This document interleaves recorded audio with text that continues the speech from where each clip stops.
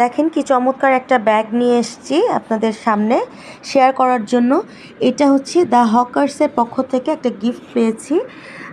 খুবই সুন্দর একটা ব্যাগ, মানে সাইজটাও অনেক কিউট। এই যে সঙ্গে বেল্ট আছে, সো এটা ঝুলিয়েও নেওয়া যাবে। এই যে ব্যাগের ভেতর কিন্তু স্পেস অনেক, আর এইখানে একটা ছোট আরেকটা পকেট আছে, সো টাকা পয়সাও চাইলে রাখতে পারবো।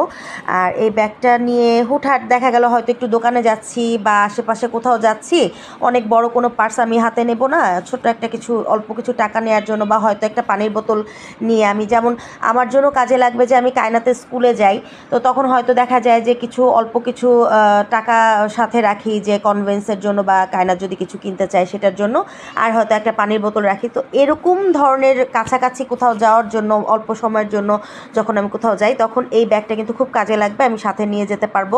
আবার অনেক সময় দেখা যায় যে কায়নাত বায়না ধরে যে সে একটা ব্যাগ ক্যারি করবে, ভারী কোনো ব্যাগ দিতে পারি না, যে হয়তো ভার হয়ে যাবে, ও কীভাবে ক্যারি করবে, তো তখন ওর জন্য একটা পানির বোতল বা একটা হয়তো জুসের বোতল দিয়ে ওর এখানে এই ব্যাগটা দিতে পারবো আমি।